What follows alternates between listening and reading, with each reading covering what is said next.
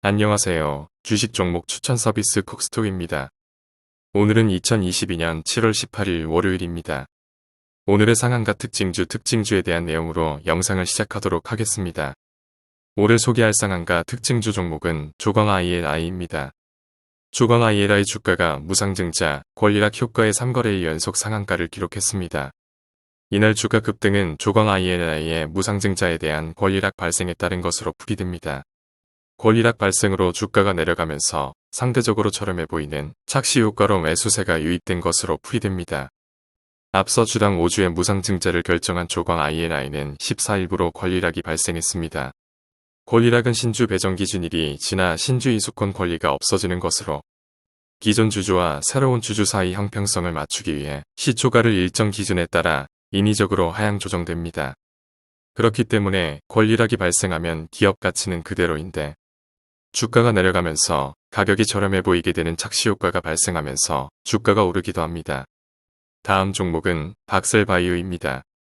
박셀바이오, 주가가 간암치료제 높은 치료 병행의 상한가를 기록했습니다. 이날 주가 급등은 간암 환자를 대상으로 한 VAX-NK 임상에서 완전 반응률이 36.4% 기록했다는 소식에 박셀바이오가 주가가 급등한 것으로 풀이됩니다. 앞서 박셀바이오는 지난달 진행성 간암을 대상으로 진행 중인 VAX-NK 임상2회 이상 12번째 환자 등록을 완료했습니다. 그리고 현재 전국 주요 병원 5곳서 임상을 진행 중에 있습니다. 특히 첫 환자부터 안전관해가 확인되는 등 성공적인 임상이 이어지자 투자자들의 매수세가 쏠리는 것으로 풀이됩니다. 다음 종목은 동일기현입니다. 동일기현 주가가 이재명 관련주 부각의 상한가를 기록했습니다. 이재명 더불어민주당 상임고문이 전날 당대표 경선 출마를 공식 선언하자 주가가 급등한 것으로 풀이됩니다. 동일기현은 김태준 사회이사가 경기도의료원 자문변호사 경력을 치렀다는 이유로 지난 대통령 선거 당시 이재명 관련주로 분류됐습니다. 금일 특징주 종목은 양지사, 일동홀딩스, 세종메디칼, 제주은행, KM, 모아데이터, 퀴플바이오, 일동제약입니다. 양지사 주가가 강세입니다.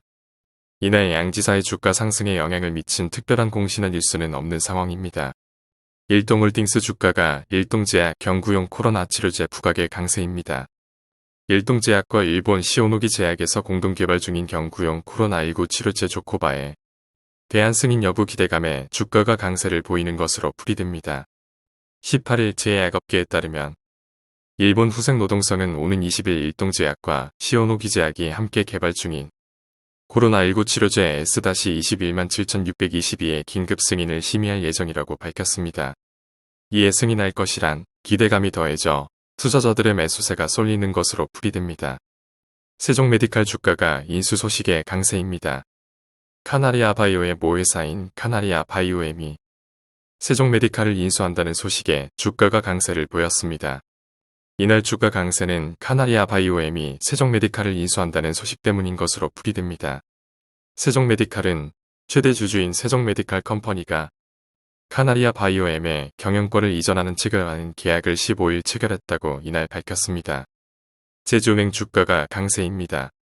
이날 제주은행의 주가 상승에 영향을 미친 특별한 공신한 뉴스는 없는 상황이다.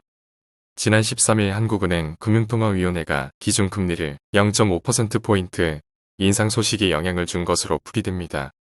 KM 주가가 삼성전자 페트병 방진복 개발 성공 소식에 강세입니다. KM이 삼성전자와 페페트병을 재활용한 리사이클 방진복을 개발, GRS 인증을 획득했다는 소식에 주가가 강세를 보이는 것으로 풀이됩니다. 삼성전자는 최근 페페트병을 원료로 한 재활용 섬유로 방진복을 개발하는데 성공의 GRS 인증을 획득했습니다.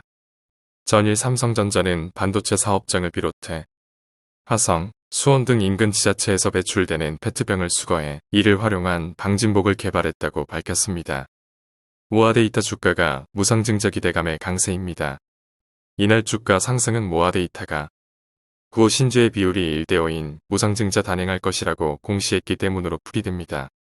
이번 무상증자는 구주와 신주의 비율이 1대5이고 2,702만 9,360주가 발행되면서 총 주식수는 3,243만 5,323주가 될 예정입니다. 신주 배정 기준일은 오는 20일이고 상장 예정일은 8월 10일입니다. 피플바이오 주가가 박셀바이오 효과의 강세입니다. 박셀바이오의 형제주로 불리는 피플바이오의 주가가 강세를 보였습니다. 형제주에 언급되는 박셀바이오가 상한가를 기록하자 투심이 확대된 영향으로 풀이됩니다. 피플바이오는 퇴행성 뇌질환 진단기술 개발 기업으로 동종기업인 박셀바이오와 함께 코스닥 상당 예비심사를 통과했고 이후에도 나란히 주가가 상승하거나 하락세를 기록하는 모습을 보여 일각에서는 형제주로 불립니다. 일동제약 주가가 경구용 코로나 치료제 승인 기대감의 강세입니다. 일동제약과 일본 시오노기 제약에서 공동 개발 중인 경구용 코로나19 치료제 조코바에 대한 승인 여부 기대감에 주가가 강세를 보이는 것으로 풀이됩니다.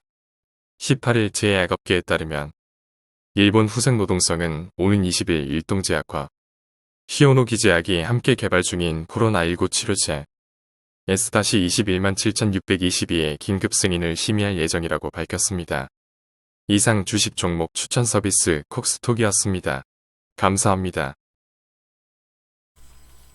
콕스톡이 모바일 앱을 출시했습니다. 앱스토어 또는 구글 플레이어에서 앱을 설치하신 후에 회원 가입하시면 되는데요. 시가 매매와 종가 매매 4개의 상품을 제공을 하고 있어요. 하루 딱 10분만 집중하시면 충분합니다. 콕스톡이 도와드릴게요. 2주 동안 무료 체험과 함께 4개의 상품에 대해서 각각 하루 한 종목씩 추천 문자를 받으실 수 있습니다. 자, 그럼 콕스톡 앱을 다운받으러 가보실까요?